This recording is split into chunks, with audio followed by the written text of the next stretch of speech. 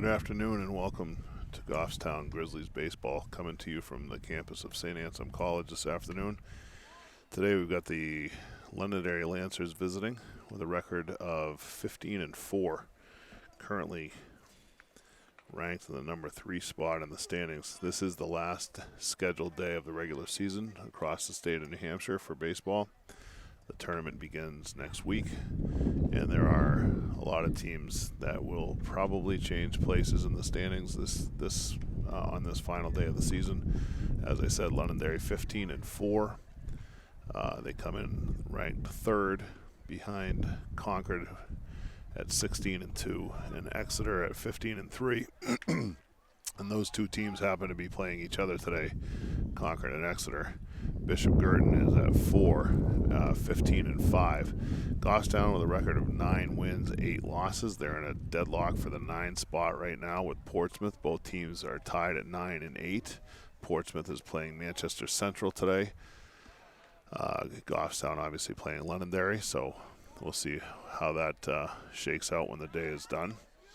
We had a nice ceremony earlier before the teams took infield to recognize the seniors for both clubs.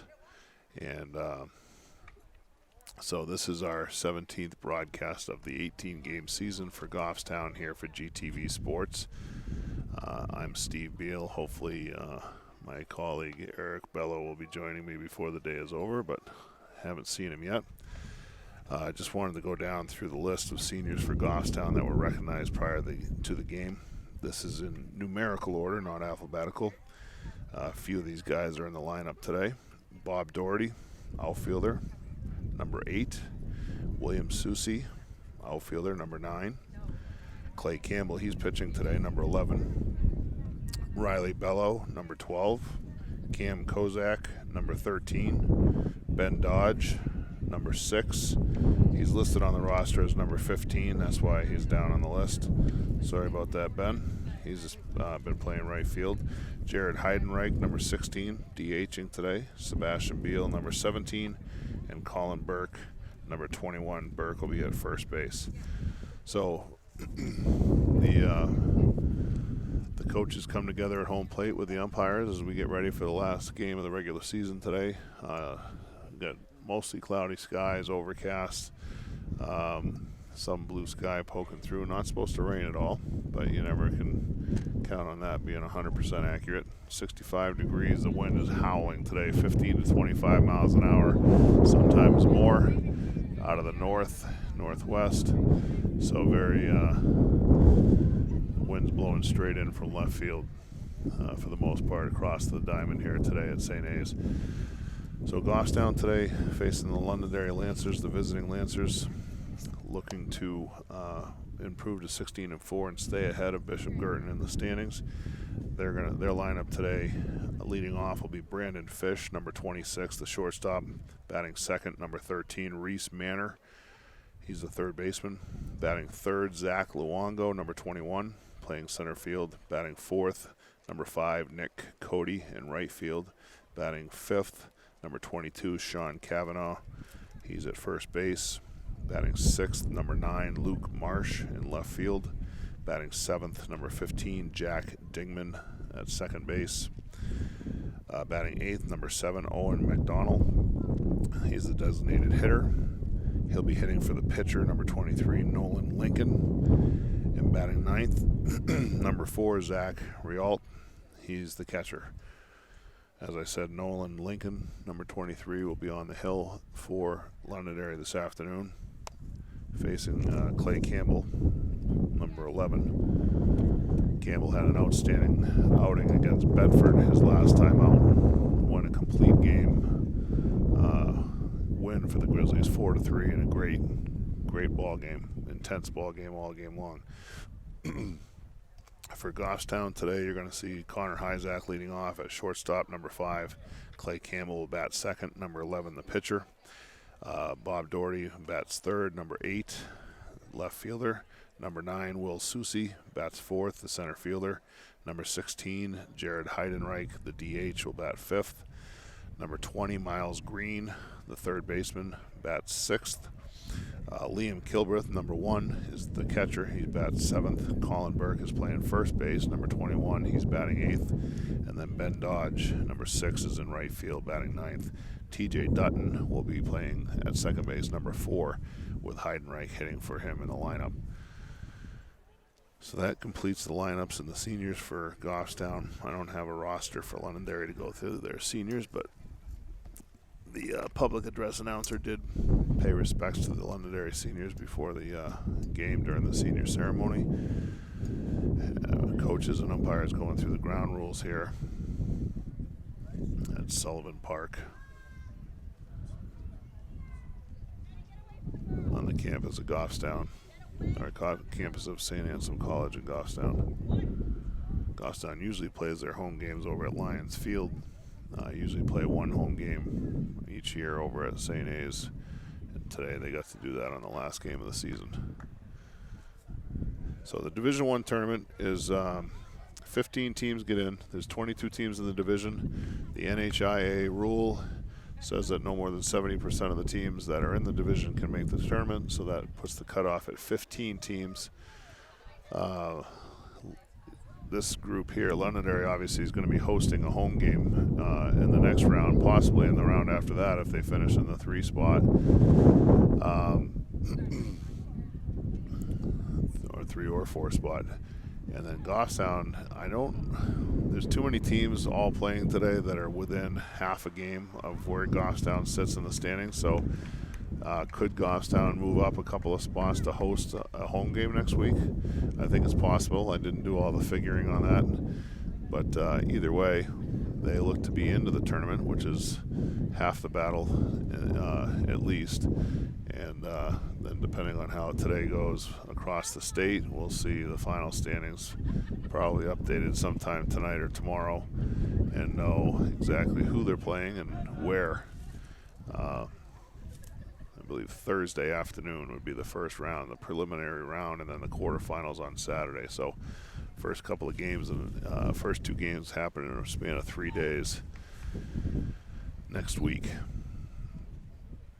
And we'll see how the tournament plays out. But if the tournament goes anywhere like the regular season has, where teams that, if you look at the schedules and records of each of these teams up and down the standings, you'd notice that, a couple things. One, some teams that started off the season really poorly have come on and improved their standing tremendously. Goffstown being one of those teams, starting 0-3.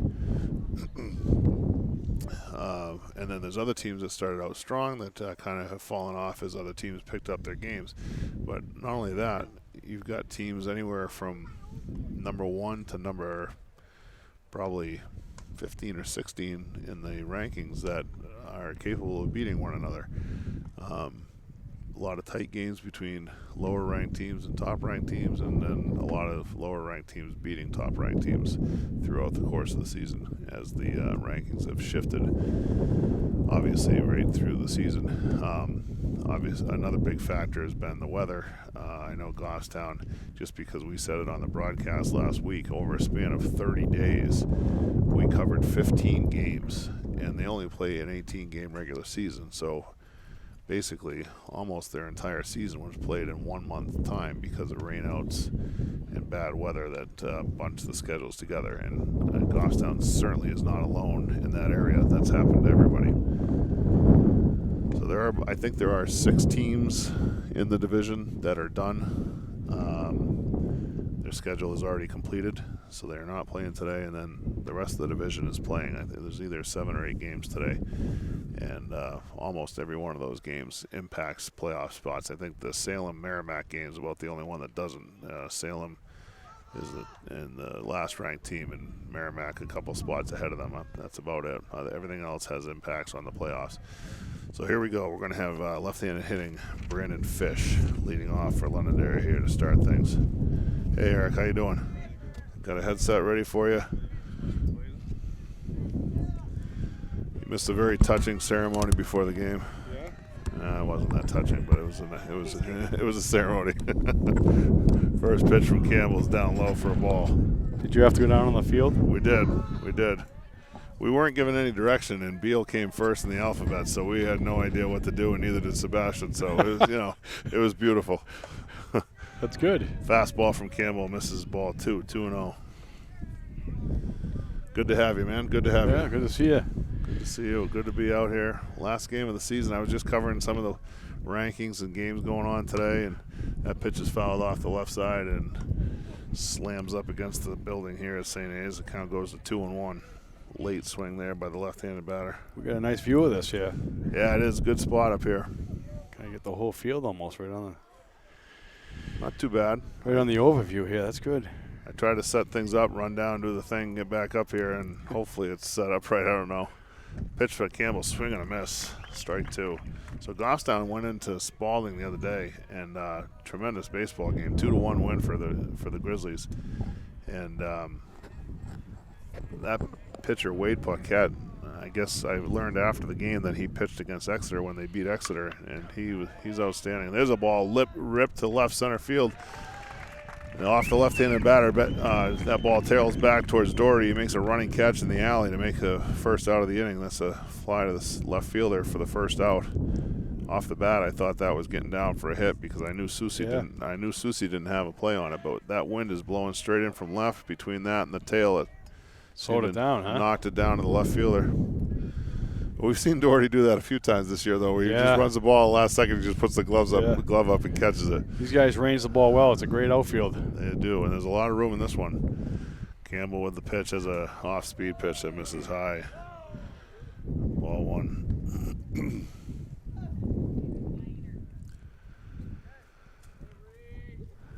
So I think I didn't do the math. I was saying before you got here that I don't know if we can move up to a home game next week with a win today, but I think it is possible just based on how many teams are playing today, and there's so many teams bunched up around that. Yeah. Like number 8 to number 12. Yeah, it's very jumbled up. Yeah, you're right. Portsmouth and Goffstown tied going into the last day of the season, the number 9 spot. Wow, that pitch is fouled off the right side. That's an irony in and of itself. I mean, like with the tight game they played, and then it winds up in the standings that they're right next to each other. Yep. It's pretty crazy. And playing in the championship game last year in Division 2, it's they could possibly meet in the first round. Yeah, too. wouldn't that be strange, huh? Yeah. 2-1 pitch is up high, ball 3. That rolled under the fence? Yeah. Airtight down there, airtight. Yeah.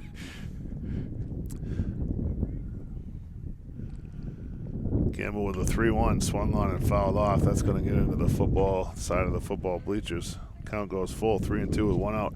This one, I don't know if we can see the flag. Pan over and see the flag over here down along the right field line. That flag has been just whipping today, coming in from left field. All of a sudden, too, today. It just started kicking up, and as the afternoon approached, it started really to kick up. Yeah, it's 15 to 25 all afternoon, 1 miles per hour. You're right, though. That will knock some stuff down out in the outfield, you know? Yep. That pitch misses just wide, ball 4. So Clay getting in some deep counts here to start. Runner at first with 1 out, Zach Luongo, number 21. Center fielder comes to bat.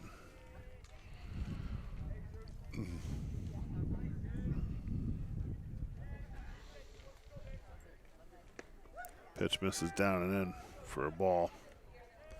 So defensively, Campbell on the hill, Kilbreth behind the plate, Miles Green at third, Connor Hyzak at short, TJ Dutton at second, Colin Burke at first. There's the throw over to Burke. Runner gets back safely.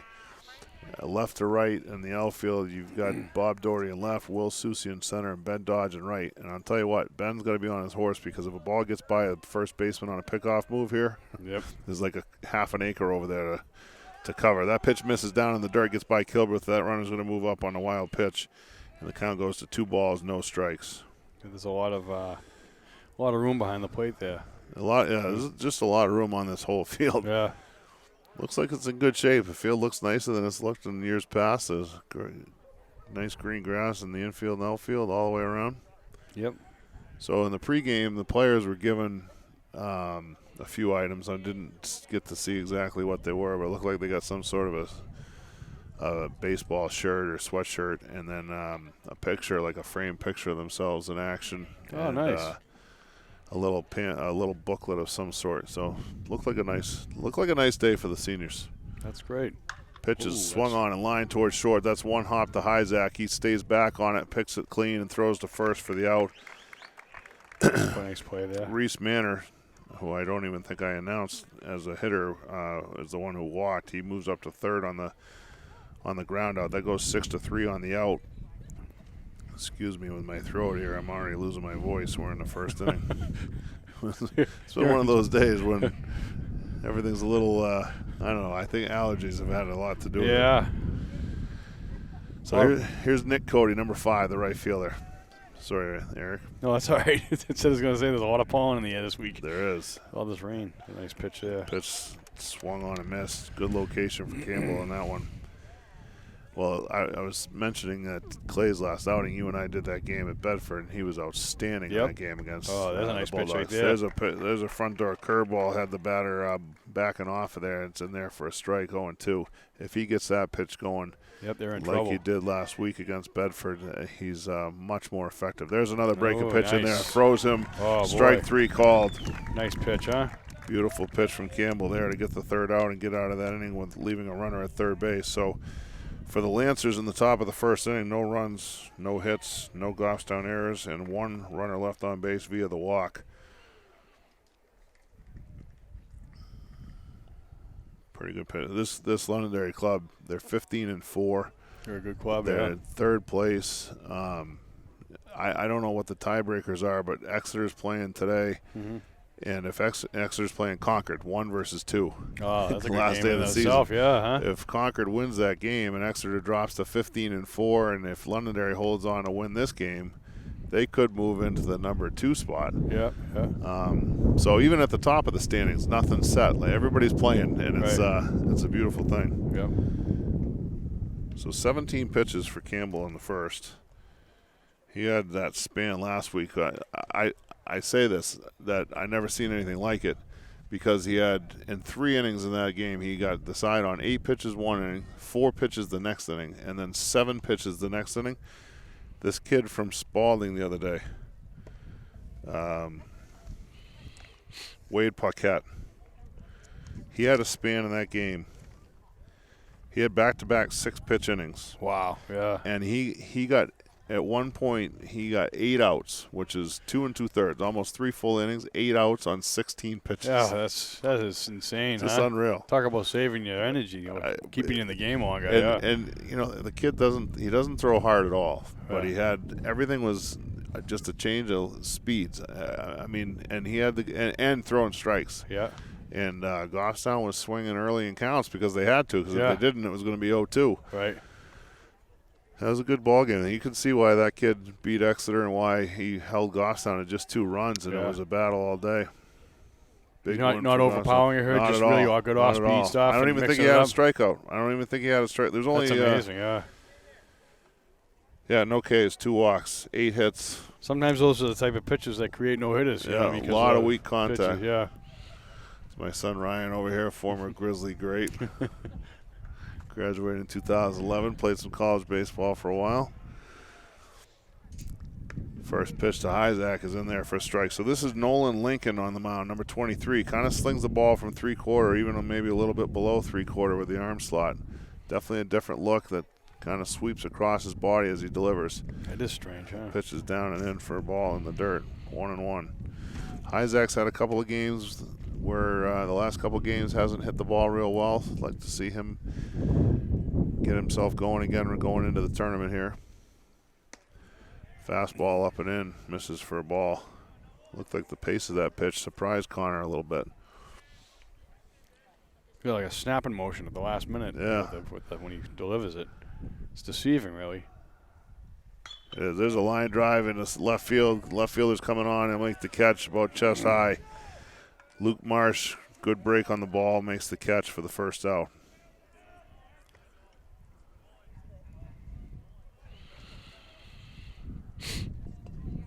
Here's Clay Campbell, the pitcher, number 11.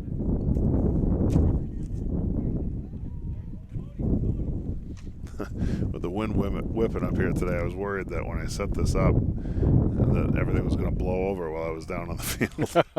Fortunately, it did not.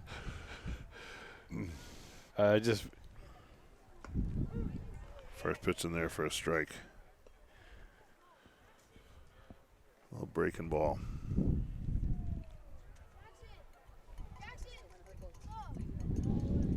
We're in the bottom of the first inning here at St. Anselm College. No score.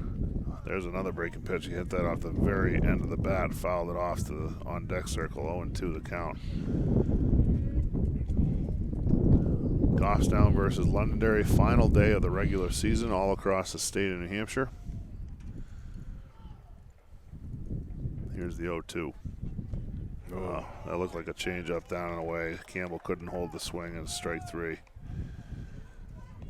Well, early returns on this Lincoln on the hill. He's definitely looks like he's got a fastball, a changeup, and a curveball, and seems to have a pretty good idea what he's trying to do up there. Here's Bob Doherty, left fielder for the Grizzlies, number 8.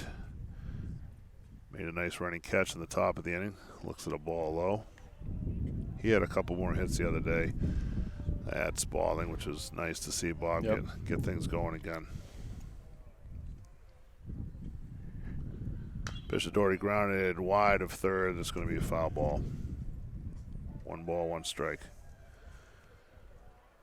Sun poking through now. It almost feels good, don't it? Yeah, it does.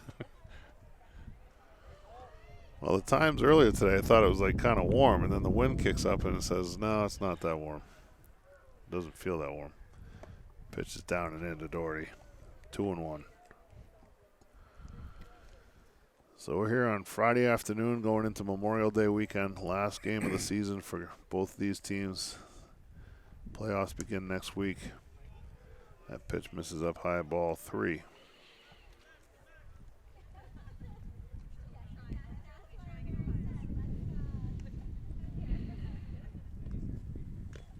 Swung on and fouled at the plate, foul ball. Count goes to 3-2.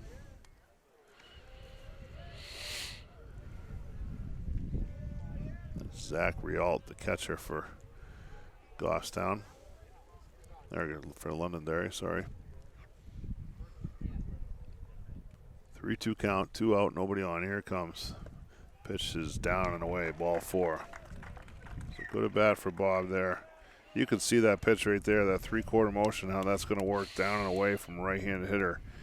And Doherty was able to lay off of it.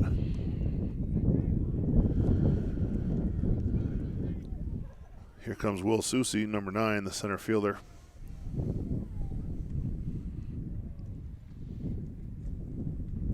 First pitch to Susie, swung on and fouled wide of third, 0-1. Will has made his share of average to above average to outstanding catches in the outfield this year as the center fielder for the Grizzlies.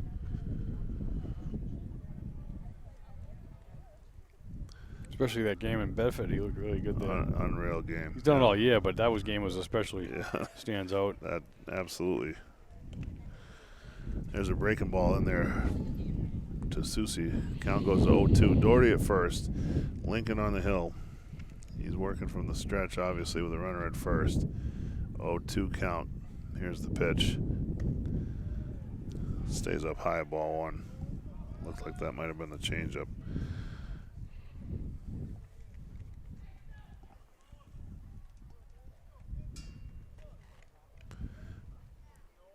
One ball, 2 strikes. That's in there, strike 3. High fastball, froze Susie. Good pace on that pitch. So the Grizzlies leave a runner on the walk. 2 Ks in the inning for Lincoln. He throws 17 pitches, just as Campbell did. You get hats blowing around down there and everything.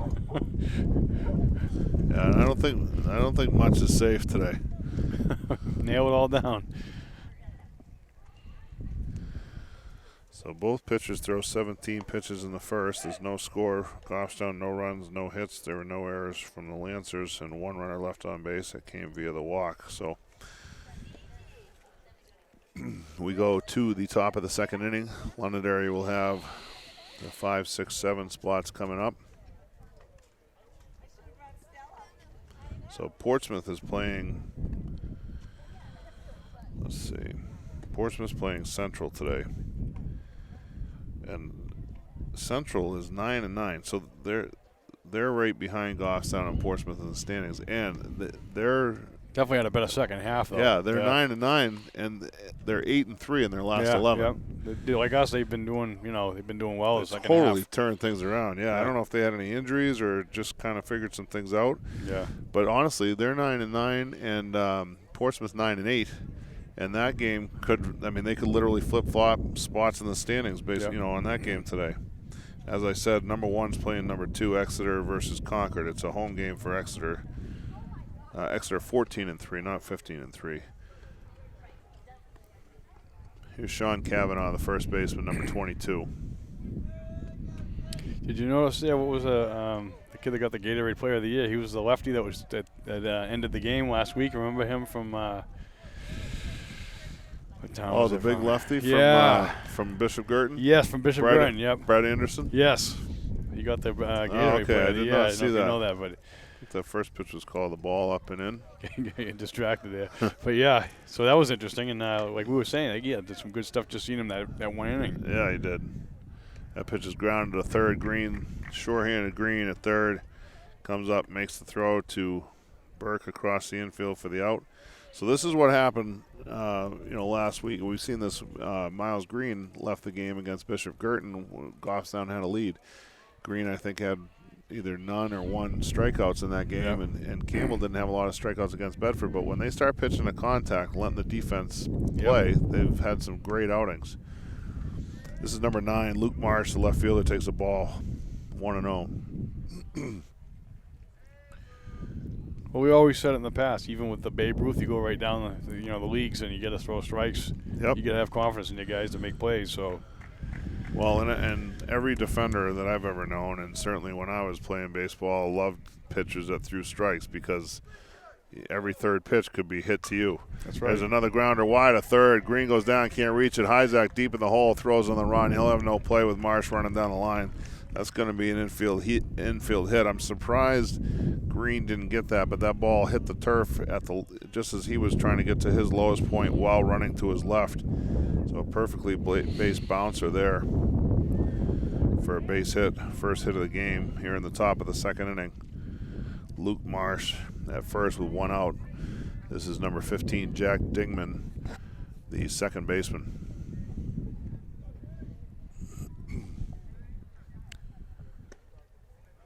Pitch misses away, ball 1. We'll see how the walks stack up here for either team, what kind of zone the umpire has.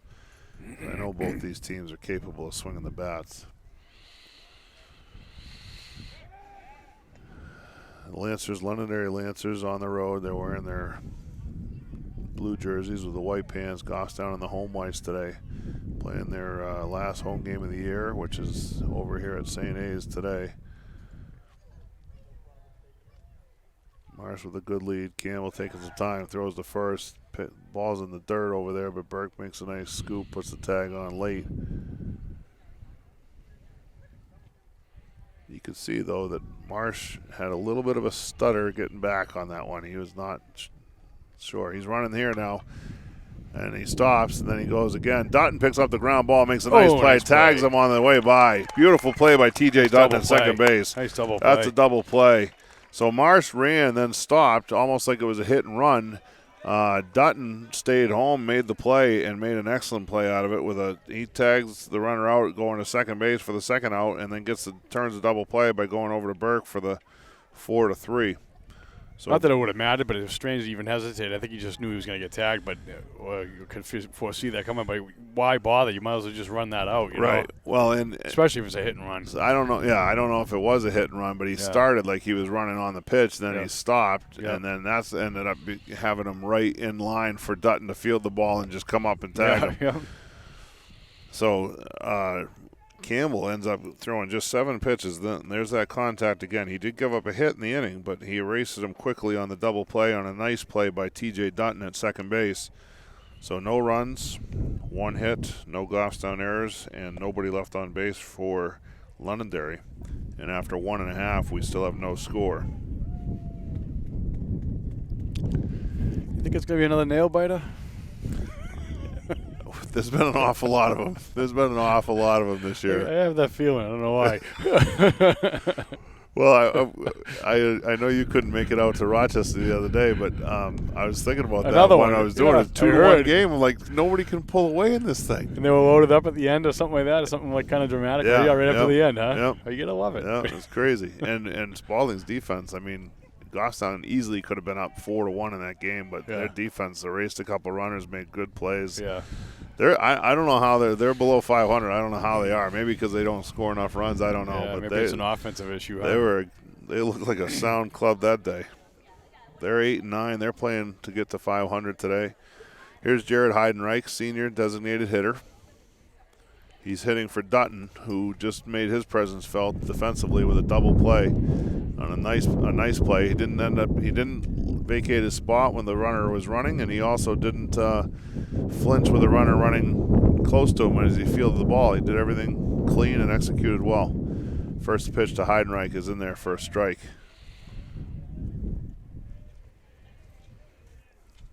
It's funny because the only team that took Goss down to the woodshed this year was really keen when you think about it. Every other game was close, whether they lost. That's in there. Whether they won or lost. Yeah, that and that was just. I think that was just almost an anomaly. It wasn't right. really the normal. That wasn't them, or the pitcher either. Yeah, Clay had a tough day that day, and it just got out of hand quick, and then Goffstown just couldn't answer. But yeah, because in that same week, Goffstown had one the other way where they beat, I think it was Nashua North 10-0. Yep. Or South, can't remember which one. That pitch is 1-2 is fouled off out of play. You got 1 and 2, right? Yep. Heidenreich staying alive there. He's been pretty good this year when he gets behind in the count with staying back and letting the ball travel, hitting the ball all over the field. There's a pitch, so he can't hold up on that. There's that great breaking ball coming off the table, working away from the righty, swinging a miss. He's even eating them up already with those, huh? Some of them. Yep, that's the 3rd strikeout already, and you can see that action is down and away. And it looks like, from up here it's hard to tell, but it looks like he's got a changeup that goes down and away to the lefty, so he's got a few pitches to work with. Pitch to Miles Green, the third baseman, bounce to the right side. Bounced off his Comes chest. up, takes a big hop off the second baseman's chest as he kind of fumbles with it. That's going to be an error on the second baseman. Tough hop. But again, I go to these things and say every one of these kids would probably say they should have had it. Dingman with the error.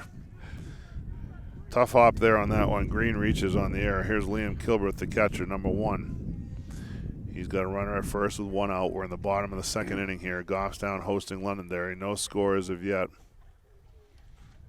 Nolan Lincoln on the hill, sets and throws. Pitch misses just low, ball 1.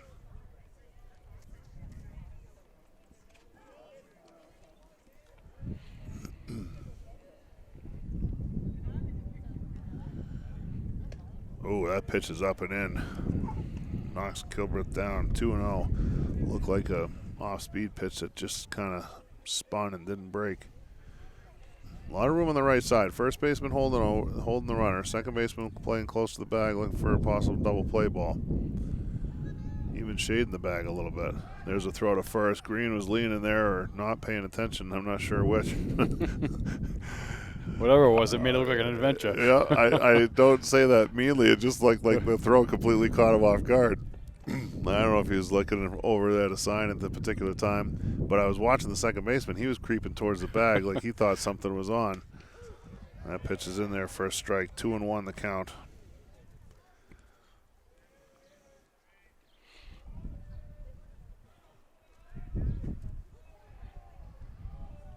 Doing anything fun for the weekend, Eric? We didn't plan anything because it's been such a whirlwind of a month, to be honest with you, so I haven't really thought about it.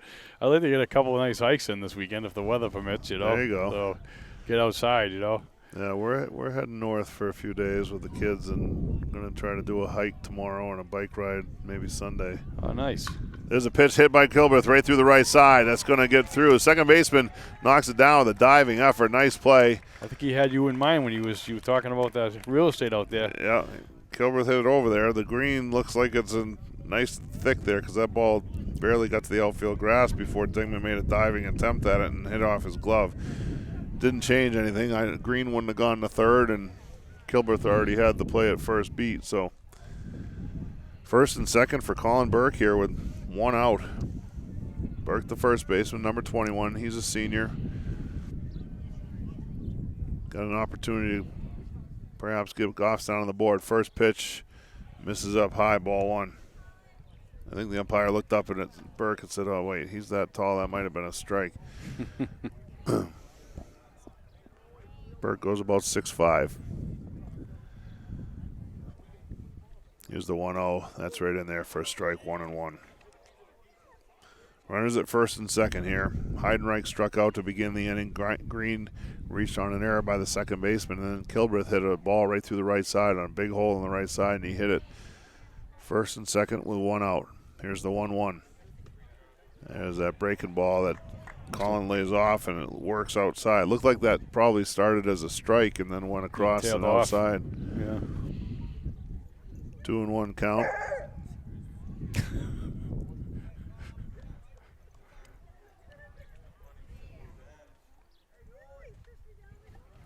Sound like a rabid collie down there.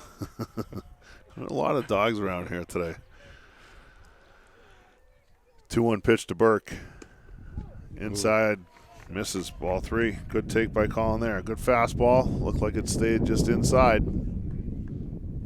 3 balls and a strike, 1 out. Grizzlies with a pair of runners on here in the bottom of the second inning. In a scoreless game. Nolan Lincoln with the pitch. Swung on and fouled straight back by Burke. 3 balls and 2 strikes. We're up on the third base side here on the concrete platform where they have the bleachers and so forth. They don't let us use the press box for high school stuff, but this is not a bad vantage point. As long as you can stand the wind. Here's the 3-2 pitch to Burke.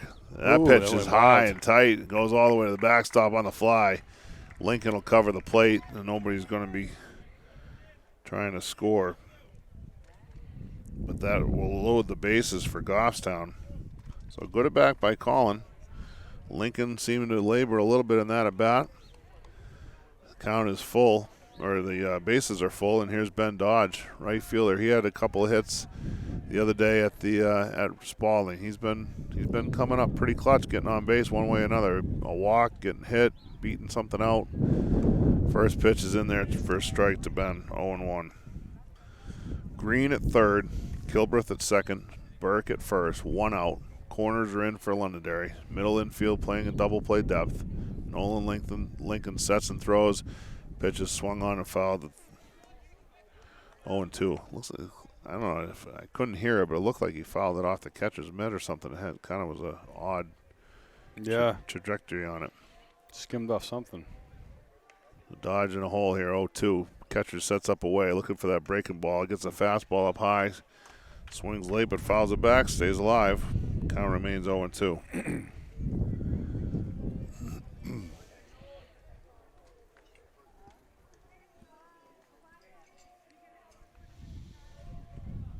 Do the 0-2 again. Here it is. Dodge swings and hits a little liner towards third. Oh, double play. Third baseman playing shallow, comes over, makes the catch, and doubles Kilbreth off of second base. So Londonderry returns the favor with turning a double play to the end of the inning. Not a conventional one there, but a soft liner, third baseman in. If that third baseman's playing normal depth there, it probably is a short hop, and then somebody's got to make a force play somewhere. Yep. But that was not the case. So Dodge goes down on a line drive to the third baseman, turns into a double play. And Goffstown leaves a pair of runners, including one at third. So no runs. There was 1 hit for the Grizzlies. Another strikeout for Lincoln. He's got some sneaky stuff. He does. He does. There was one error in the inning that allowed Green to reach, but he was left at third. So no runs, one hit, one Londonderry error, two runners left on base, and we go to the top of the third inning, no score. 20 pitch inning for Lincoln in that inning. He'll be facing the top of the order in the bottom of the inning.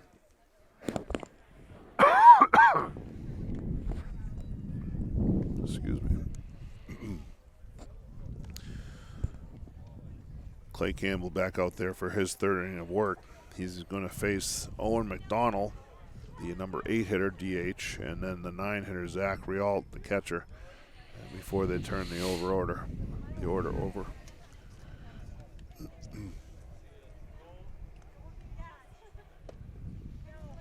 Pretty good crowd here today. Yeah, there's a lot of people here. I was reading an article today about Brett Patnode. You remember? I don't know if you know his name, but he's he played with a lot of these kids in the Goffstown Little League, and he's having a phenomenal year over in Ware. He had a phenomenal year in hockey too. They were undefeated until Goffstown went up there and beat them in one of the best probably the best game of the entire regular season in hockey, and then they ended up winning the Division III crown in hockey for the second year in a row. Stark is loaded this year with their senior class. It's a good pitch there. Swing and a miss by McDonald. Are they still undefeated? Last I had seen, they were like 12-0 or something in Division II. They might be, but I don't. Or 3. I don't remember. They were up to, like you said, up till I know at least till 12. But after that, I'm not sure. Campbell misses with that one, ball 1. Yeah, I remember he played with us a few times, right? In some of those. Yeah, he played in a couple fall balls, so I don't know if fall ball. Yes. Yeah, swing and a miss there, 1 and 2. That's what it was, fall ball, when we played some of those other towns where we kind of grouped some stuff together. Yep. There's a swing and a foul straight back. McDonald stays alive. Yeah, Stark had kind of, I don't want to say they came out of nowhere last year to win the championship. Then this year they were undefeated except for the loss to Goffstown and ran the table in the playoffs. Excellent hockey season, 2 in a row. Strike 3 taken by McDonald there, looking good fastball from Campbell on the pitch. 1 out. That brings up the catcher, number 4, Zach Rialt.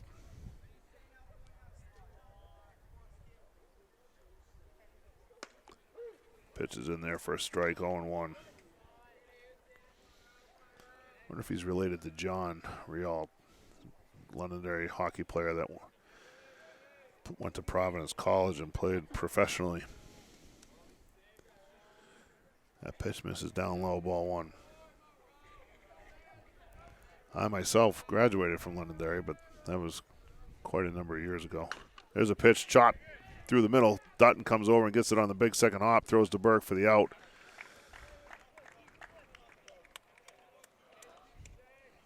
Nice play there. 2 quick outs, and that brings the top of the order. Brandon Fish, who flied to left, his first at bat. Left-handed hitter. He looks like he handles the bat pretty well. He had a pretty good line drive that maybe on another day that gets down in the alley, but between the good outfield defense that Goffstown has and the wind howling in, which died down at the moment, Doherty was able to run it down. First pitch misses for a ball.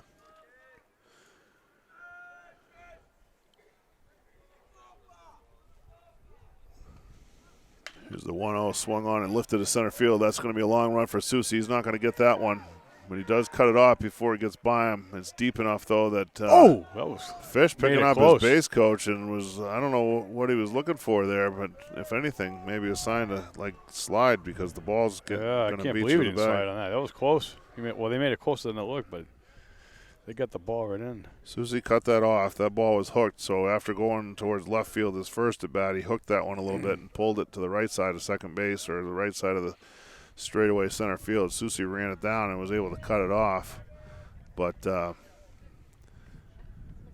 Fish was able to get into second base safely with a double.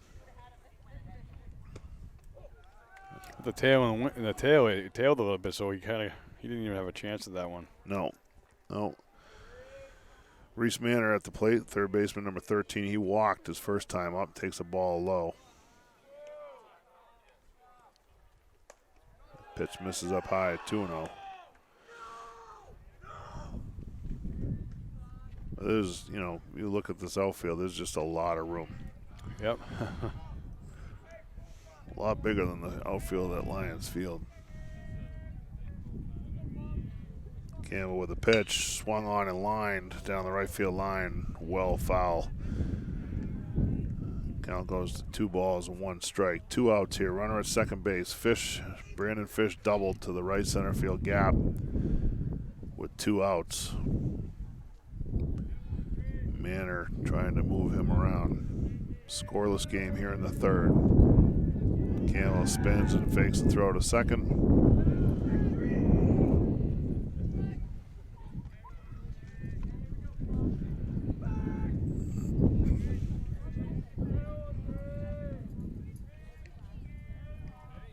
Campbell comes set.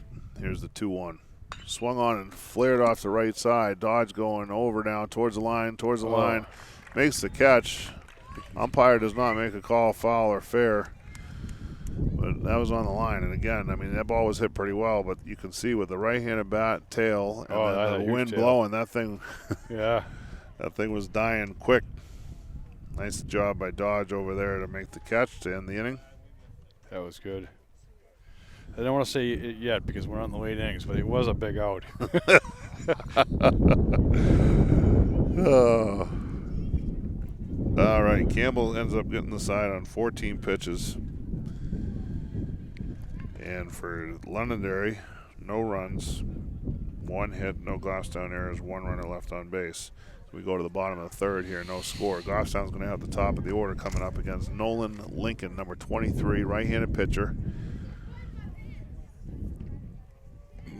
He's done a pretty nice job so far. Yeah, that kid Anderson that they were talking about from Bishop Girton, he had an ERA of like 1 even. I think it was a 1.01 really? Or something. Yeah. He's going to keep them in a lot of games if they use him on the back end rather than the front, but I don't know if they use him as a starter. I would imagine he's got to start. Yeah, I would think, imagine yeah. he does. Because I think he was 4-1, so I would think he would have had to have started at least a few games. Yeah. And in that game, Goffstown had the lead the whole game until the 7th inning, and Anderson had one of the key hits, actually the go-ahead run. He took 2 fastballs down the middle to go 0-2 to let his runner steal second, and then just calmly singled into left field the opposite way. That's great hitting. It was a great. You could tell he was totally confident. He was like, I can still get the job done. Yep. And he did. Here's Hyzak, fly to left his first at bat. First pitch is swung on and popped up on the infield. That's going to go way over to the line. Second baseman is going to be chasing this one and actually makes the catch in right field outside the foul line on a foul ball. Boy, that thing went high. Hyzak popped it very high, and you could just see the tail off the right-handed bat, and with the wind playing with that up top, I mean, that ball probably went 45 feet from left to right. I don't know. I'm not good with weights and measures, but it went a long way either way. We get the point. I'm sure Eric got it on camera. You guys could figure it out. That pitch is swung on and foul back this way. It's going to get up and over the stands and bounce on the pavement out of play. 0-1. Campbell struck out his first time, and Campbell faced some nasty pitches in his first at bat and gets a breaking pitch there that he fouls off. There's another changeup. That's down on the ground. Campbell rolls it to first. First baseman knocks it down and picks it up. Sean Cavanaugh makes the play unassisted. He hasn't thrown many pitches this inning yet. Nope. So yeah, 3 pitches, 2 outs. He's made good pitches to Campbell, I'll tell you that. Here's Doherty. Doherty walked his first at bat. 2 outs, nobody on here. Bottom of the 3rd inning. That pitch misses, ball 1. Couldn't have missed by much, unless it was outside there. It's getting darker here, Eric. It's not supposed to rain, but this year you can't trust anything. Boy, that was weird looking. That was a good pitch. Good location. Right knee level. Yep. Good pitch. 1-1 count on Doherty. 2 outs, nobody on here in the 3rd. There's a breaking ball swung on and fouled back. Count goes to 1-2. Yeah, Lincoln definitely mixing up his pitches very well. Here's the 1-2 pitch to Doherty. There's a changeup or a breaking ball of sorts. Grounded back to the mound. Lincoln picks it up, takes his time, makes a strong throw to first. Doherty steps on the bag or the foot both at the same time and totally wiped out. It looked like it landed almost shoulder first. Looked like I blew a tire out there. He ran right through the bag. We've seen that a few times. First baseman, that always could happen. But if you push off from the inside of the bag, it should never happen unless the runner is trying to hit the back of the foot, which that also should not happen. But I'm not exactly sure how that went. But either way, Doherty took a spill, and first baseman Cavanaugh looks all right. Yeah, hopefully Bobby's all right. Play goes to 1-3 on the out. 7-pitch inning for Mr. Lincoln. He's at 44 through 3. No runs, no hits, no errors, nobody left on base. And just like that, we're in the top of the 4th already. And it was Zach Luongo leading off here for Londonderry, grounded to short his first time through. Clay Campbell backed out there, the starter for Goffstown.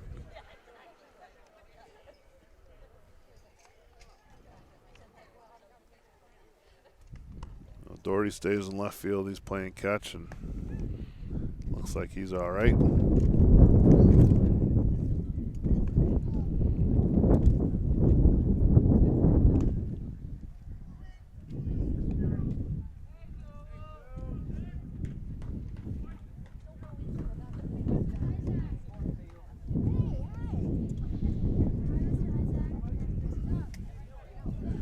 So Luongo, Cody, and Cavanaugh scheduled to hit here for Londonderry in the 4th.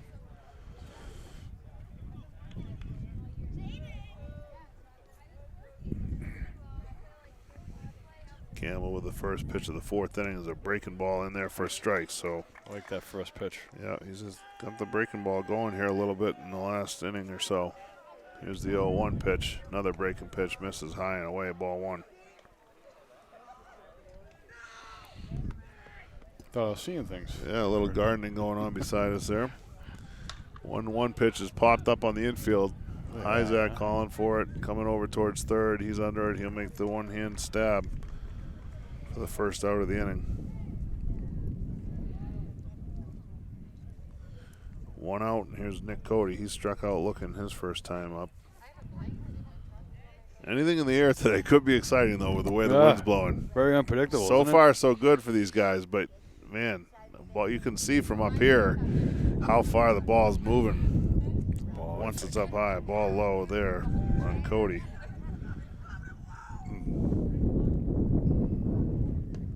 There's a fastball in there for a strike. 1-1. It was nice to see Campbell have the results he was looking for against Bedford last week, because he's pitched pretty well. Oh, absolutely. And hasn't had results to back it up.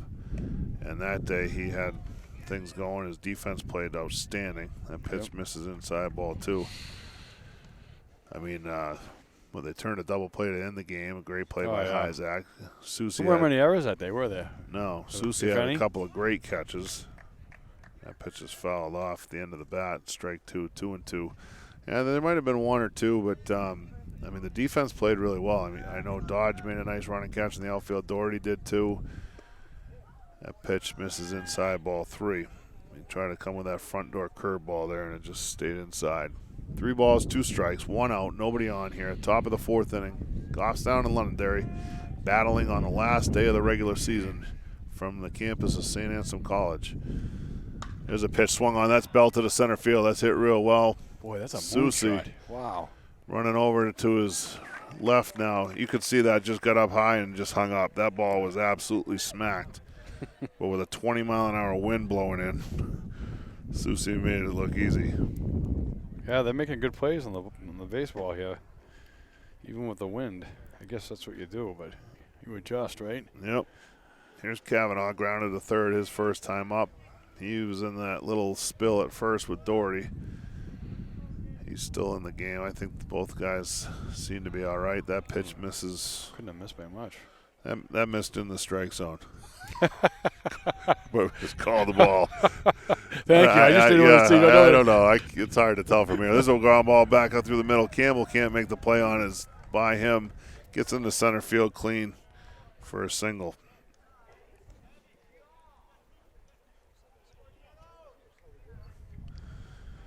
That's the third hit of the day for Londonderry. So with 2 outs, Kavanaugh's at first, and Luke Marsh comes to the plate. He had an infield single his first time up when he hit a ground ball that just got by Green, who was short or in on the play, and Hyzak fielded it deep at short, but in the hole, and by the time he had it, there was no chance to get the runner at first. So 2 outs, runner at first, Marsh at the plate. Throw to first was not much of a challenge. There's a pitch in there for a strike from Campbell. 0-1. I think maybe he thought that he was going to steal and maybe held off. I'm not sure. Kavanaugh at first, 2 outs, 0-1 count. Marsh gets time. We've seen both sides, both Goffstown and several opponents. When pitchers vary their times to the plate and with a runner, it's caused a lot of havoc for runners. There's a ground ball hit towards shortstop. Hyzak comes around it, behind it, scoops it with one hand, makes a good throw to Burke at first base to retire the side. Nice play there. Very nice play. Pretty big out. Yep, and the infield here, everything looks like it's in good shape. You can trust these infields, I think, a little bit more than some of the other ones. Oh, sure, yeah. So Londonderry goes down, no runs, 1 hit. There was no Goffstown errors and 1 runner left on base. And we go to the bottom of the 4th here with no score. Let's see, and Campbell just a 13-pitch inning, so he's looking pretty strong at 51 pitches through 4. On a side New Hampshire note there, I guess Southern New Hampshire is going to go to the Final 8 right now, and they're 1 game away, a couple games away from that. Yeah, they won their Division regional World Series, and we're going to the Super Regional or something like that, or Final 8 or something like that. Yeah, that's awesome. They got a real good program.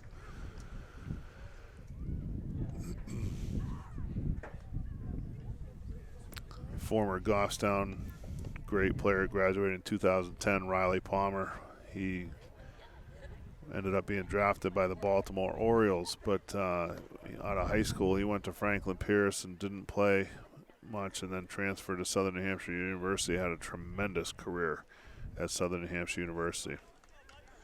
One of my favorite players is Goffstown. I got a chance to see him all the way from Little League all the way up, helped coach him over the years with his dad and various teams, and just one of the. It's interesting when you see somebody go all the way from Little League and then end up getting drafted. Yeah, he was one of the hardest workers you'll ever meet, and just had an energy and excitement for the game that few others have. Susie leading off, struck out his first time up, takes a strike, 0-1. There's a breaking ball, tap back to the mound. Lincoln makes the play, sets and throws for the out. 1-3 on the play, and there's 1 out.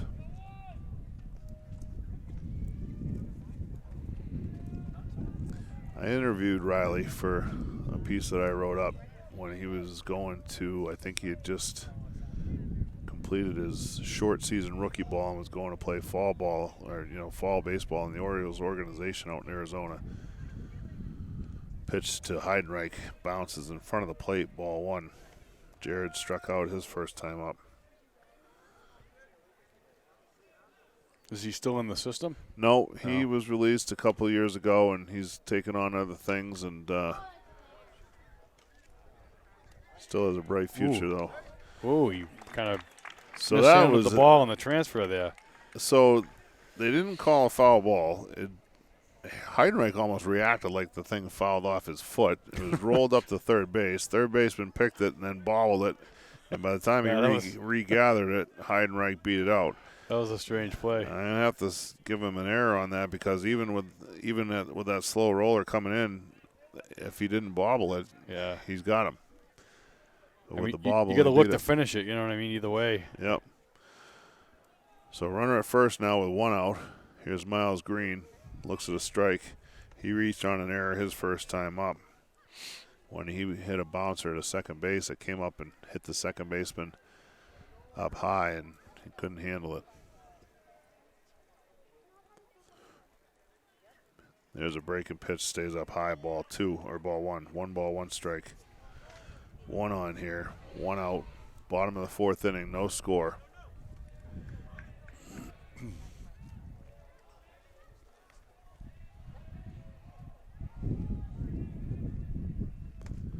Pitch to Green, misses outside, ball 2. 2-1.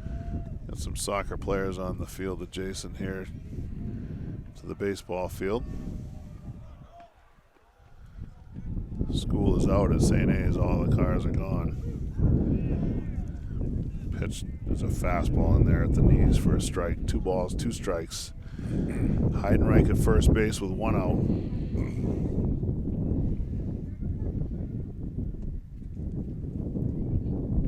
Nolan Lincoln on the hill. Here's the 2-2. That was a good pitch. Misses inside, ball 3. It did not miss by much. No, it didn't. Miles trusted the umpire on that pitch, and he was rewarded. That had to be a close one. Yeah, I thought he had him. Here's the 3-2. Green hits it off the end of the bat towards third. Third baseman comes up with a clean, goes to second for 1. No play at first. Heidenreich broke him up. Yeah. Yeah, good slide by Heidenreich, but also ball was not hit sharply. So Green reaches on the fielder's choice.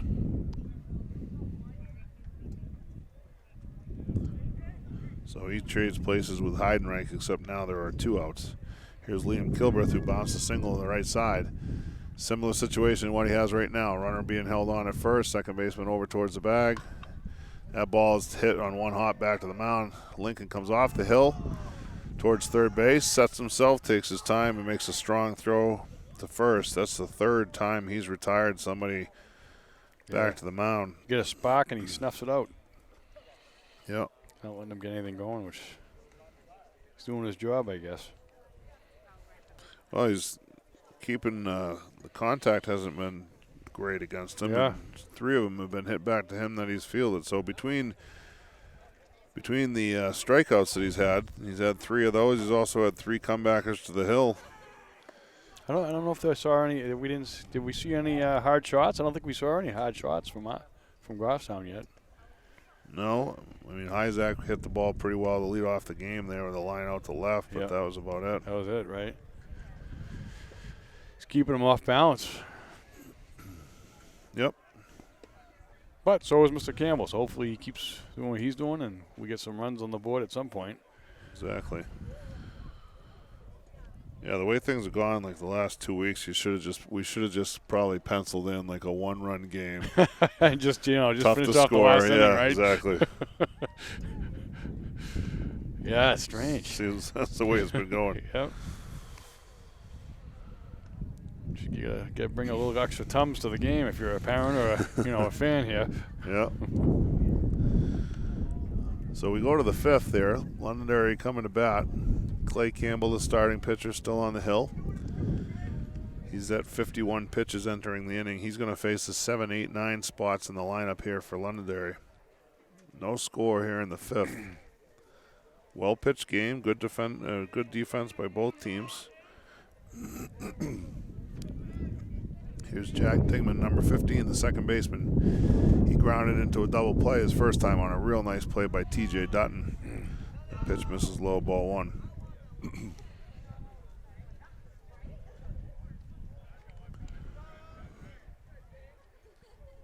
Here's the 1-0. Swung on and fly to right. Dodge coming on. Second baseman going out. Dodge calling for it now. Comes in and makes the catch. Good job by Dodge. Yep. Dutton probably could have made that catch if he absolutely had to, but it would have been a lot more difficult for him. Dodge comes in, calls him off, and Goffstown makes the play. 1 out.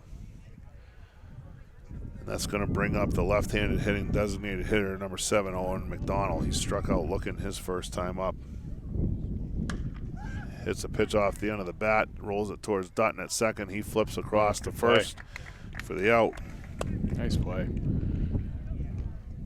Sometimes I get a little worried that TJ's taking a little too much time, But on the other hand, he doesn't seem to overreact to any of this stuff. Yep. And more often than not, he's just fine. Sometimes the smoothness is better than speed. Yep, exactly. 2 outs, nobody on for Zach Rialt, the catcher. He grounded to second his first time up. Looks at a fastball in there for a strike. 0-1. Can hear that wind. There's a line drive into right field. That's going to be over Dutton in front of Dodge for a base hit. Nice piece of hitting there as he just didn't try to get too big with it. Singles to right. Took what he got and went with it. So 2 out single for Rialt, and that brings up Brandon Fish. Now Fish has hit the ball hard twice. He flew out to left field in the alley and then said, all right, well, we tried that alley. I'll try the other one the next time, and doubled to right center. Susie made a nice play cutting it off and almost surprised the runner with a throw that was cut off and thrown to second. Fish was looking at the third base coach, looking for signs of what to do or where to go, and he almost got tagged out on a play where he probably should have just did a little pop-up slide into second. But either way, it was a double for him. He's hit the ball hard twice. Campbell goes to first again. Runner back easily.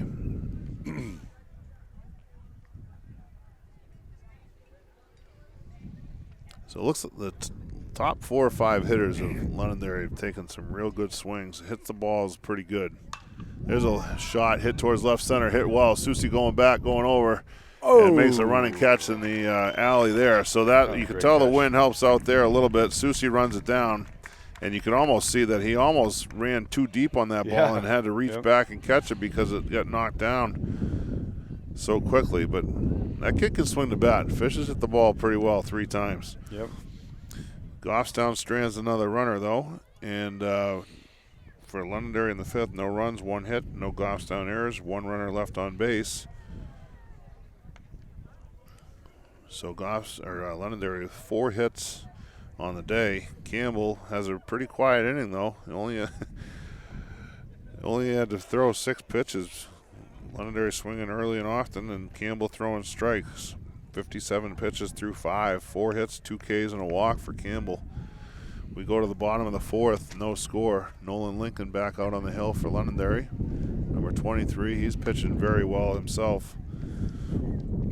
He's going to face the 8-9-1 spots here for Goffstown in the 5th.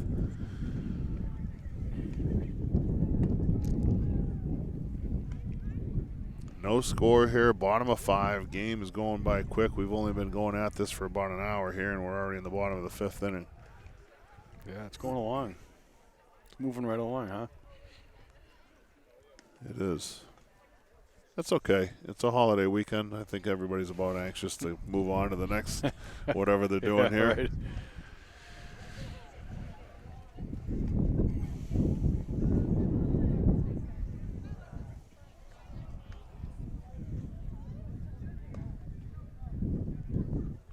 Rialt makes his throw to second, and we're ready to go here in the bottom of the 5th as Colin Burke walks to the plate. He walked his first time up.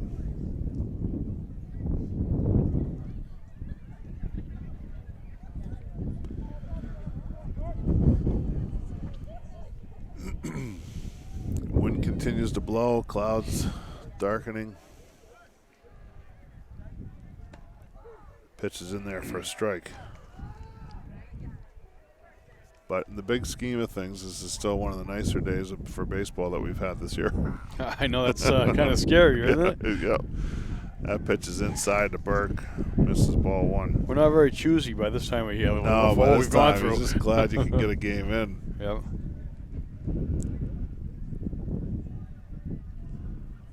Here's the pitch to Burke. It's in there for a strike. 1 ball, 2 strikes.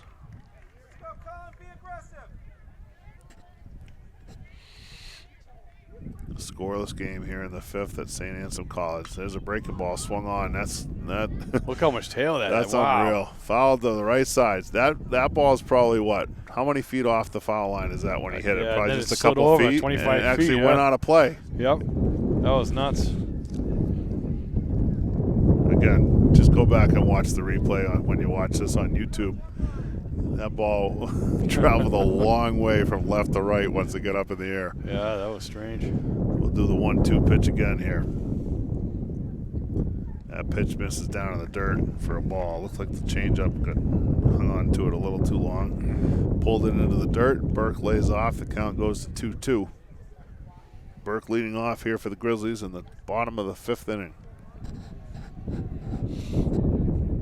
Here it comes. 2 balls, 2 strikes. High fastball swung on and missed. Strike 3. Lincoln went up the ladder. Burke couldn't catch up to it for the first out of the inning.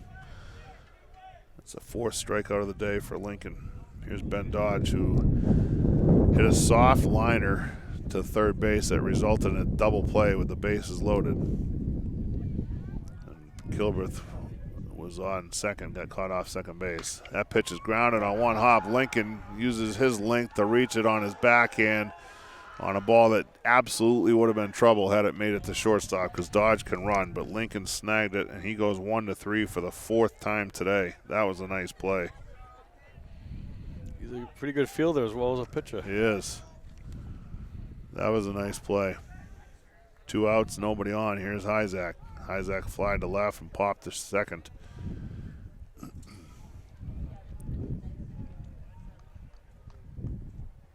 Here's the pitch. That's a breaking ball in there for a strike, 0-1.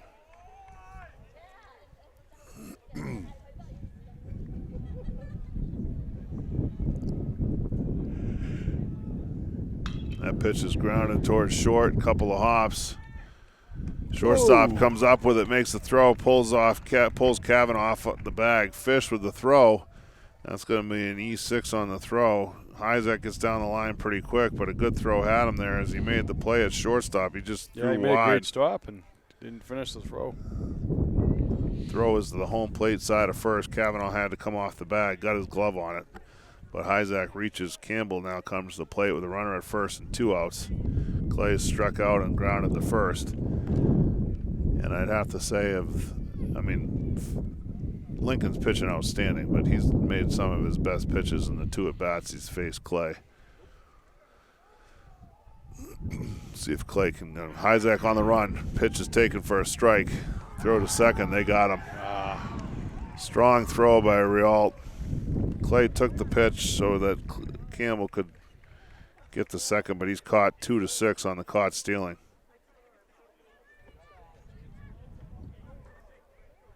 Goffstown trying to get something going there.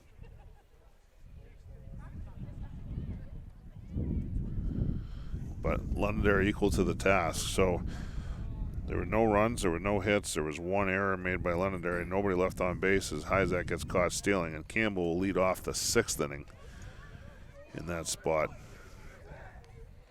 Can't believe it's the 6th inning already. It's flying. Yeah.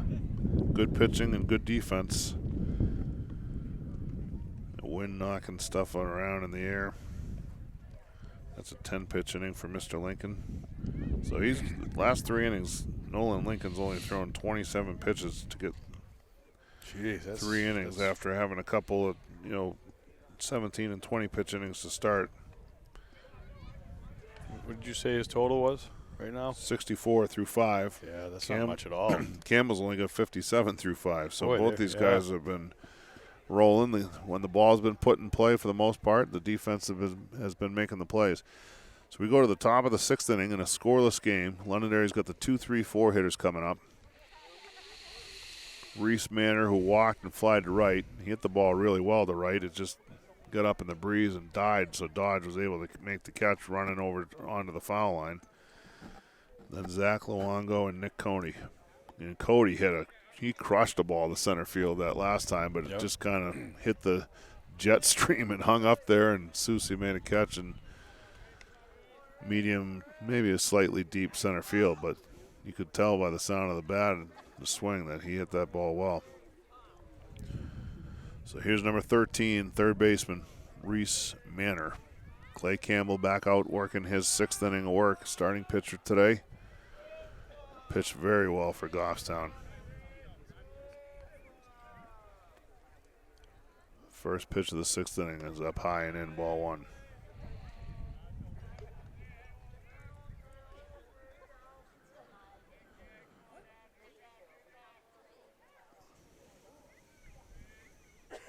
Here's the 1-0 to Manor. Misses down and in, ball 2. 2 balls, no strikes.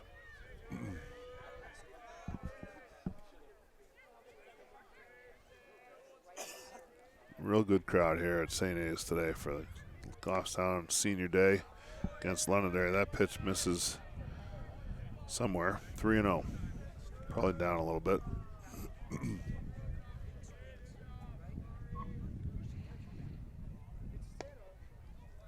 That pitch misses. Ball 4.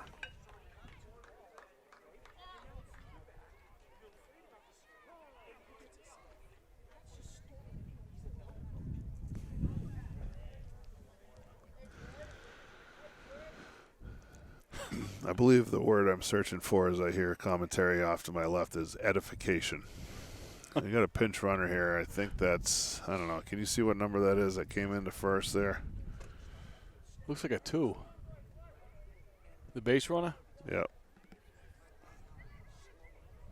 It looks like a 2, but I'll double check in a second. They don't have a 2 on their roster. Oh, no? All the bench players are all double digits. Come on, turn It around. certainly looks like that. Either a 2 or a 3, maybe? Somebody's running. They don't have anybody in any single 3? digits on the bench, no. It's definitely a single digit. Yeah. That's for sure. I don't know what number it is, but. On their roster, they only had 10 kids in the lineup with 4 subs. They look like they got 74 guys in the dugout, so I'm not sure what's going on here. So anyway, here's Zach Luongo, left-handed hitter, pinch runner at first after the Manor walk on 4 pitches. This is ground ball hit to second base. Dutton knocks it down. Can't. Oh, that perfect double play ball to Dutton. He bobbled it and then picked it up, throws to first. Burke had to come off the bag. That's going to go as an E4, and everybody's safe. I didn't think Burke needed to come off the bag there either. That throw wasn't that wide, especially with somebody 6'5" in his reach, but they ended up not getting it out, and now there's 2 on with nobody out, and Nick Cody, the number 4 hitter, coming up to hit. He struck out looking and then flied to center field. So Londonderry threatening here in the 6th after a 4-pitch walk on an error.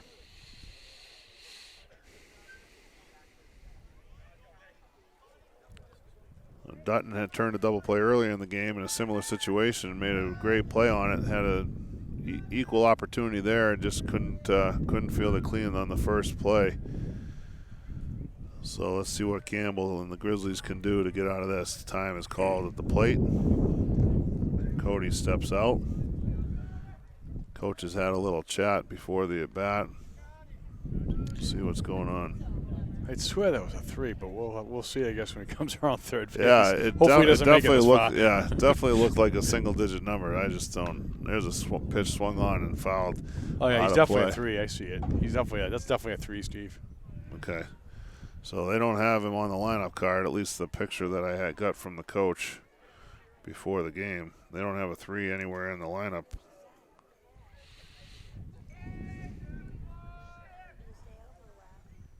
There's a breaking ball in there for a strike. Nice pitch from Campbell there. Maybe it was a call-up from the middle school last minute. Could be.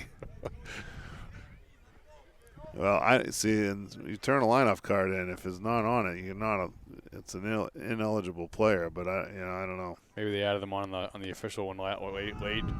0-2 pitch is down and in for a ball. There's that breaking ball. Kilbreth couldn't hold it. Umpire didn't call it a strike. That was a pretty good spot. Yep. 1 ball, 2 strikes. Nobody out here. Londonderry threatening with the first 2 runners on base. Here's the pitch. Ooh. Fastball Looks just good. misses. Another great spot. Yeah, it looked good. Cody trusted his umpire there, and he was right. 2-2 the count. Good fastball location from Campbell there. A walk and an error have set the table here for Londonderry in the 6th. The pitch to Cody swung on and ripped to center field. That's hit hard. Susie comes over towards right, makes the catch. He's going to make a throw to third. Oh, not a bad throw. Not a bad throw at all. Just right on line, too. Yep. The pinch runner number 3, the unidentified player, tags up and goes to third. Cody hits the ball hard again, but Susie was equal to the task and makes the catch. So there's one out now with runners at the corners, first and third. Sean Cavanaugh, the number 5 hitter, coming up. He has grounded to third and singled to center. And they appeal the play and call the runner out, leaving the bag too early. There is no replay to turn that over. Should we have him come up here and review the tape? I don't know. We should look at it first. Yeah, maybe. He might be right.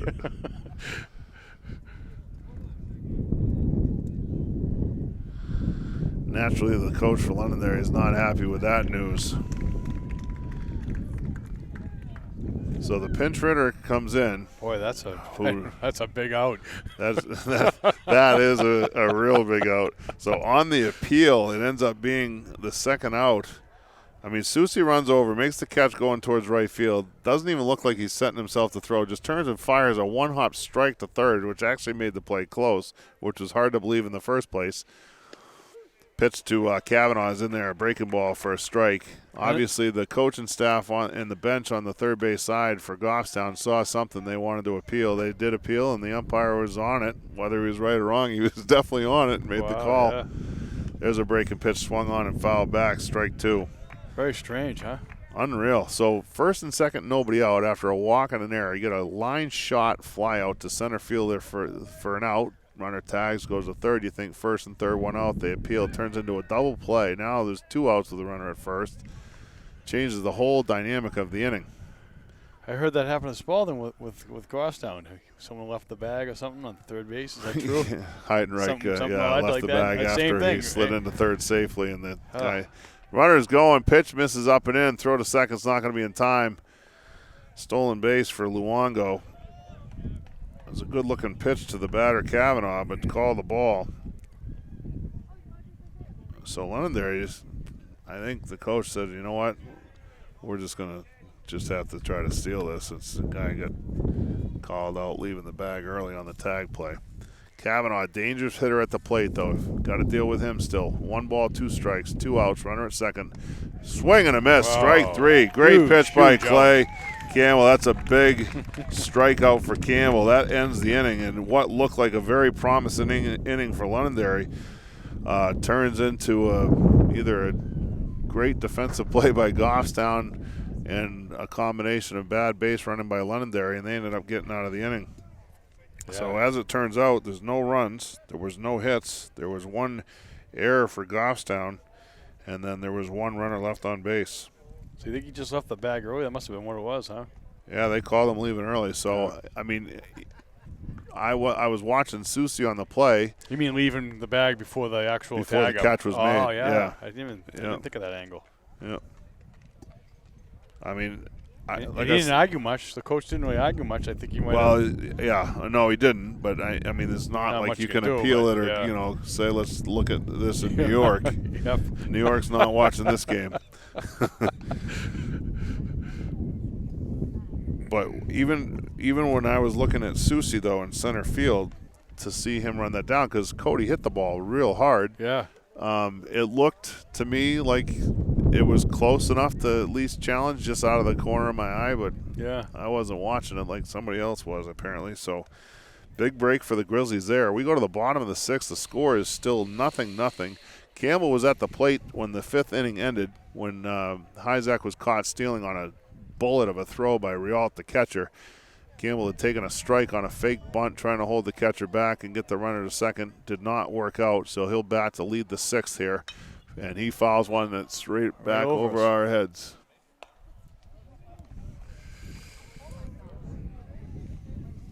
Strike 1, 0-1. Nolan Lincoln back on the hill. He's been outstanding, allowing just 1 hit through 5. Pitch to Campbell, misses down and away, ball 1. 1 ball, 1 strike. The 1 hit he allowed was in the 2nd inning to Liam Kilbreth, who hit a ground ball in the hole between first and second with the runner being held on at first base. Here's the 1-1. Pitch is up and in, ball 2.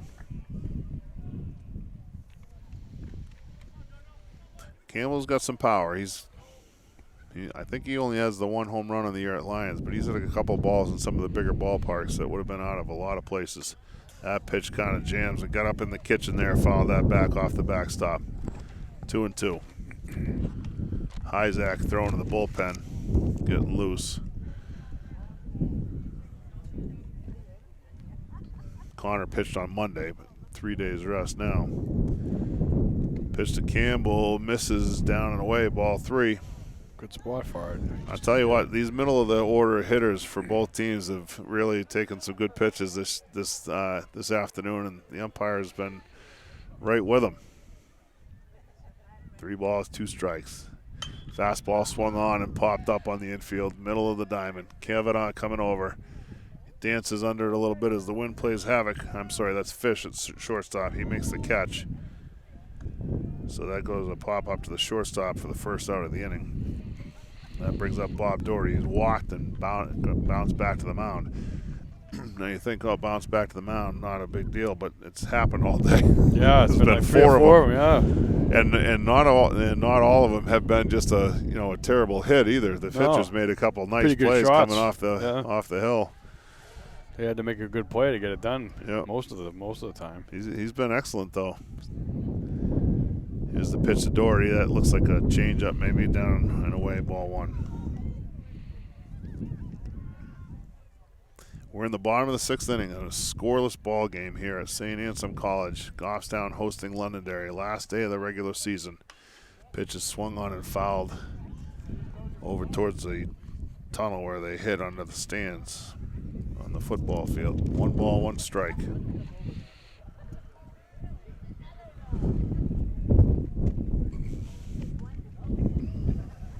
Here it comes.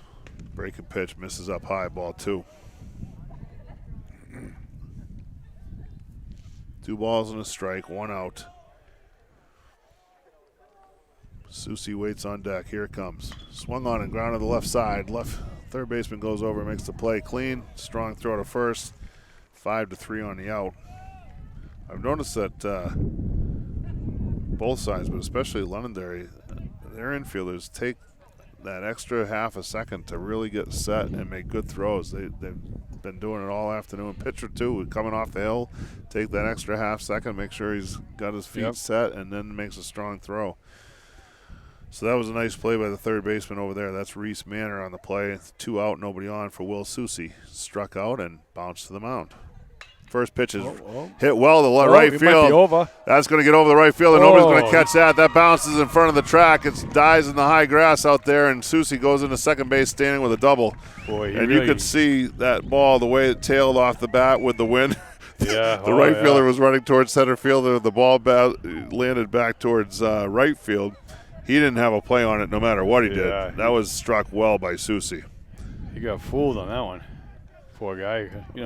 Well, it was over his head no matter what, but where it landed to where he ran to was slightly comical. He was expected to be right directly behind him. It was like 25 feet the other way, so that's what made it funny. Yeah. Susie at second now with 2 out. Here's Heidenreich. He hits a ground ball to third. Manor bobbles it, picks it up, comes up throwing, throws a strike across the infield. Too bad. That was a good bid. Heidenreich had struck out and reached on an error, and he grounds out 5-3. Hit the ball pretty sharp there, but the third baseman Manor made the play for the 3rd out, and Goffstown leaves a runner in scoring position. Just their second hit of the ball game, a loud double from Susie to right. So in the inning, no runs, 1 hit, no errors from Londonderry, and 1 runner left on base. And another low pitch inning, only 12 pitches in the inning, 76 through 6. It's like old Greg Maddox days pitching in the National League. Right. So we go to the top of the 7th inning. No score. Clay Campbell back out on the hill. He has been outstanding today, as has his counterpart Nolan Lincoln, the starter for Londonderry. Campbell's going to face the 6, 7, and 8 spots coming up here in the 7th. Once again, we come to the 7th inning with either a no-run differential or 1, or There's been a lot of tight games for the Grizzlies this year. And quite honestly, there's been 3 or 4 they could have won that they lost by a run. Yeah, absolutely. They lost to Alvern 3-2, Winnicott 4-3. Yep. I mean, they lost to Girton 7-5. Girton's one of the top teams in the division, but they had the 5-0 lead and led almost that entire game. Yeah. There was another one-run game in there that they lost to Timberlane in extra innings. Yeah. 3-2 in 9 innings. Yep. So there's a couple that they easily could have won. There might have been a couple that they shouldn't have won. I mean, Salem and Trinity at the bottom of the standings, they had to come from behind both those games to beat them. They beat both of them by 1 run. You make it close, yeah, you're right. Yeah, definitely a strange year. So we got number 9, Luke Marsh, the left fielder, coming to the plate. He's infield single and grounded to short in his 2 plate appearances. That pitch misses from Campbell inside, ball 1. The first inning, Marsh hit that bouncer that just got past Green. Hyzak fielded it deep in the hole, not a chance to get it out, and then he grounded to short. There's a pitch, tomahawk towards short. Hyzak comes in, tough play, makes the scoop on one with one hand. That's an all-or-nothing play right there, as that was hit too slowly to really set. Yeah, that was a tough play, man. Make the play, but he executed it perfectly for the first out of the inning. That's going to bring up number 15, the second baseman, Jack Dingman. He grounded the Dutton into a double play and then flied to right on a play that Dodge came in and called off Dutton and was the right choice and made the catch for the out. Pitch is swung on, hit off the end of the bat over towards the first base dugout, foul, 0-1. I've seen NBA basketball games that don't have a pace this fast. I know, right? As a pitch from Campbell swung on and missed, 0-2. And we haven't even been at this for an hour and a half, and we're in the 7th, and both these pitchers have been fantastic. Defenses have been great. Pitch to Dingman, misses down low for a ball, 1-2. Didn't miss by a lot. Umpire's been pretty consistent. Both pitchers have been pitching to the zone very effectively. Here's the 1-2. Goes up high with a fastball. Gets a swing and a miss for the out. 2 outs here in the 7th for Londonderry. That's going to bring up somebody different. Number 24 hitting. Owen McDonald had been the DH. Struck out and grounded out. 24 is Zach Smith, right-handed hitter. I checked my picture on my phone to see who this is. We still don't know who number 3 is. It's a mystery. I'm sure somebody down there knows who he is, but doesn't help us any. No. 2 outs, nobody on. Zach Smith batting here as a pinch hitter, batting for the first time, swings and fouls one to the right side. That's going to get over into the soccer field and possibly startle somebody. Turf field over beside us. It's the football field. It's the field hockey field. It's the soccer field. It was heading towards the scoreboard, and then it wound up in the soccer field. Yeah. 0-1 pitch, misses wide, ball 1. Campbell's still got a live fastball here in the 7th. He's been very efficient. Here's the 1-1, misses down low, ball 2. 2 balls and a strike, 2 outs, nobody on here in the 7th inning. No score in the game. Good spot there, too. Yep, very good spot. Only a couple runners have even reached third base in the entire afternoon. One was there for a second, then realized he left the bag early and was peeled out. That pitch is swung on, foul to the right side. This is going to be real trouble. It's foul, but I don't think anybody's going to get to it as the wind just takes that further and further from anybody on the field. That pitch ends up being a strike, 2-2. It looks like the type of fence you don't really want to run into either of there. No, these are solid iron rails around the complex here. I think the fence is going to win in any of these collisions. Sure is. Fortunately, nobody ran into one there. But that ball twisted down the right field line. There's just no chance. One of the kids playing soccer over there had a better chance at that. Yeah, right. Surprised he was even closer to that in the zip code, really. Yep. 2 balls, 2 strikes. Zach Smith waits, pitches wide, ball 3. Skips past Kilbreth to the backstop. Zach Rialt, the catcher, on deck. Picks up the loose ball, and we go to a 3-2 count here. Campbell winds and delivers. 3-2 pitch, high fastball, swung on a miss, strike 3. Campbell gets a pair of strikeouts to end the 7th. That's a huge out. Outstanding performance from Clay Campbell today. 2 in a row for him. Bedford and Londonderry. Quality opponents. 12 pitches in the inning, gives him 83 on the day. Gets a pair of strikeouts, which brings him to 5. And Londonderry goes down 1-2-3, no runs, no hits, no errors, nobody left on base.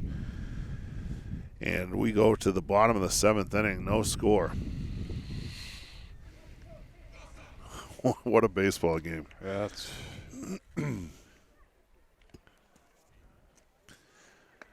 Nolan Lincoln back out there, the starter for Londonderry. He's been equally outstanding today.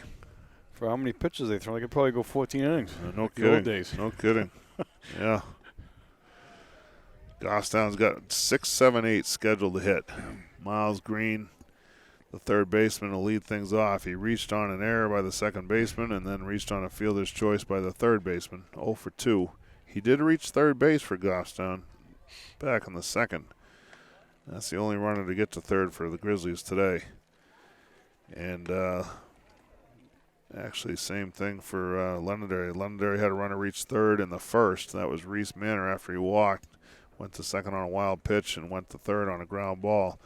But Campbell got Cody to strike out. So that's it. I mean, not only is there no score, there's only been one runner on each team even to reach third today. Yeah, we're going to get some wood on the ball here. Yeah, this is it. Goffstown gets something going. Talk about a quick pace. I didn't mean it needed to go scoreless like 10, 12 innings. We still want to get out of here. First pitch to Green is in there for a strike, 0-1. Whatever it's going to be, it'll be some kind of an adventure. I have a feeling. Yeah. I don't know why, but it seems to always be that way. Here's the 0-1 pitch to Green. Swung on and fouled out of play. Right side over to the soccer field. 0-2. It's jealous of baseball where they're eating up all the baseballs, Yep. No balls and 2 strikes on Miles Green. Here's the pitch. That hits him. Wow. That's happened a few times this year with Green being behind in the count and come inside and plunks him on the leg. That's a good break right there. See what they can do with it. That's the first hit batter of the day on either side. And Liam Kilberth comes to the plate. He's singled into, it did get to right field on the outfield grass. And then bounced back to the mound. 1 for 2. Leadoff man on for the Grizzlies. Has not happened often today from either side. Finally got some noise going. Yep. Goffstown dugout appears to actually be awake. Ooh, pitch is bunted down the third bunt. base line. Nice bunt. Bobbled by the third baseman, Manor. And nobody covering third. Green stays at second. Kilberth will reach. That's a sacrifice bunt, an E5.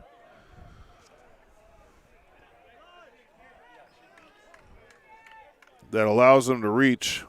That was a nice bunt. Well-placed bunt. Oh, yeah. That was great.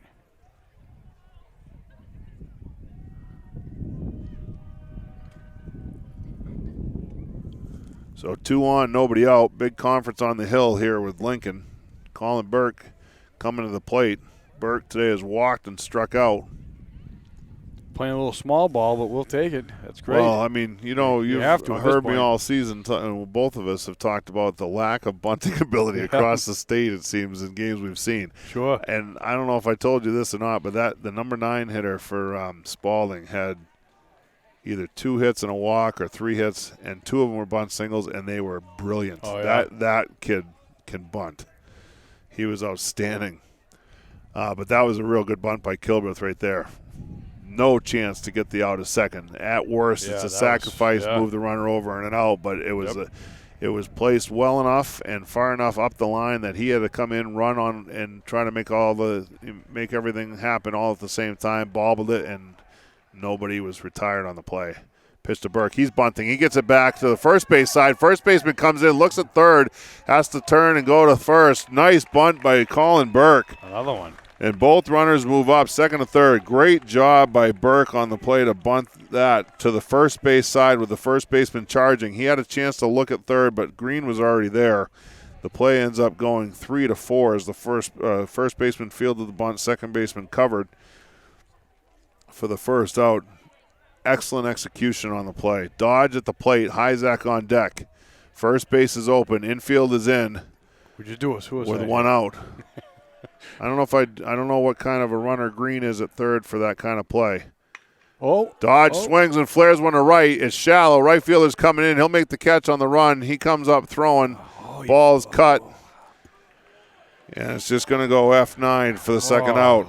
Dodge did not get enough of it. It was almost like he came. Now, see, if that's an inning ago, that's a base hit. Right. Because the outfield came in with 2 outs or less than 2 outs and a runner at third. The infield was in, the outfield was in, giving themselves a chance. Hyzak is intentionally walked on no pitches to load the bases. No pressure here. And Clay Campbell comes to the plate. Campbell today has struck out, grounded the first, and popped the short. He's got the bases loaded with 2 outs, bottom of the 7th inning on senior day. Boy, if that outfield, I don't know. If he gets one over their heads, it's over. He hooks one over the first baseman. Yeah. Swung and missed. A little anxious maybe there perhaps. Good change up down in the dirt. Campbell couldn't hold up. Count goes 0-1. He's got a lot of pull room over there. He does. Right fielder's way off the line.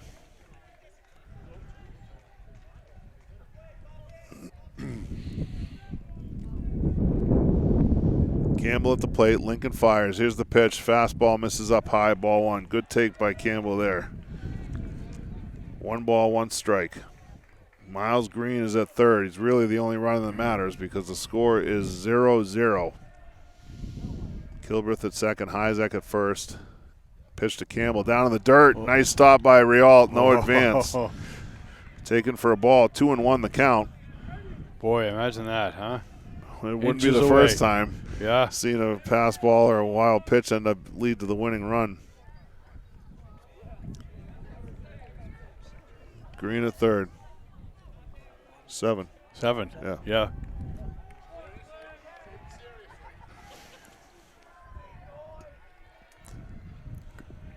Here comes the 2-1 pitch to Campbell. That pitch misses up high. Ball 3. No place to put him. Now the pitcher has the pressure. That ball was not close. 3-1. If Campbell hadn't swung at the first pitch, it'd be ball 4. But you can't blame him for being anxious up there. Oh, boy. Bottom of the 7th inning. 3-1 count on Campbell. Bases loaded, no score. The pitch to Campbell in there for a strike. 3-2. Lincoln comes back with a quality pitch there to run the count full. Well, this is a clutch pitch here. Here's the 3-2 pitch. Runners are going. That pitch misses away. Ball 4. And we've got a walk-off base on balls. Lincoln tosses his hat down on the dirt. He can't believe the pitch was called the ball. It looked like it was a ball based on what we've seen all day. Campbell didn't offer at it, and that's a bases-loaded walk-off walk. Wow. And the Grizzlies beat the Lancers 1-0 on the final day of the season. And I'll tell you what, I hate to see it end that way for a pitcher because both these pitchers were absolutely dynamic today. And, it couldn't have been too far off either. No, it was a close pitch. Yeah. But like I said, from what we've been seeing all day visually, it looked like it was a pitch that was a ball the rest of the day too. And Clay's got a good eye. We've talked about that all season. Yep. And Goffstown comes away with a 1-0 lead, 1-0 win in the bottom of the 7th. Against the third-ranked Lancers. That's going to let Goffstown finish at 10-8. We'll have to see how the other teams shake out in their games today and where they move up. They started the day tied for 9th. They could end the day tied for 9th if everybody equal and ahead of them wins, because Londonderry is not going to drop out of a 3rd or 4th spot, so it won't shake things up that bad.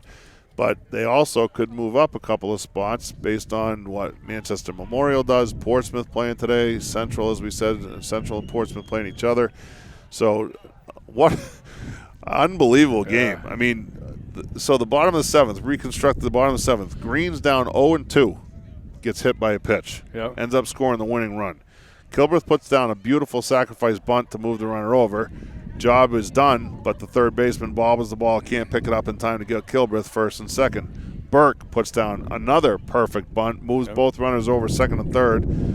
Ben Dodge hits a fly ball that the rest of the day is a base hit because the outfield was playing so shallow with the runner at third and less than 2 outs. The right fielder came on and made a nice running catch.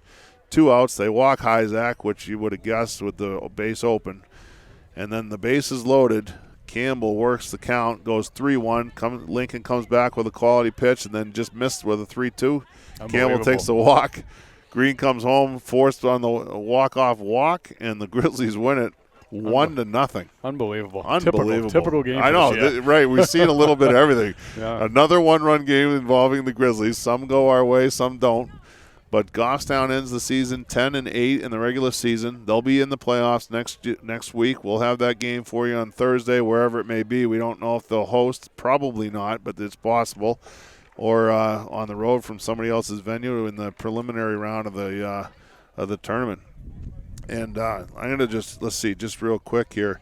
So Lincoln, even with all that mess going on, because 2 bunts and a flyout were all done on the first pitch, the guy, he still only threw 12 pitches. Yeah, it's amazing. In the innings. The number of pitches. Lincoln goes 88 pitches, complete game. Ends up with the loss, 1 run. It was earned because I don't know if it was earned, actually, because Kilbreth wouldn't have loaded the bases. If Kilbreth doesn't reach, it would have been actually unearned. You'll have to autograph that out later on. So in the inning, Goffstown gets 1 run. That was a crazy game. Without the benefit of a hit. There was 1 error by Londonderry, and they did leave the bases loaded, but nobody cares because the game was over. So without those 2 bunts, they don't do it, really. Like, no, they finally, after all year of having like a 33% bunt success rate, if that, they put down a couple of beauties back to back. Finally put it down when they counted. So in the inning. Yep.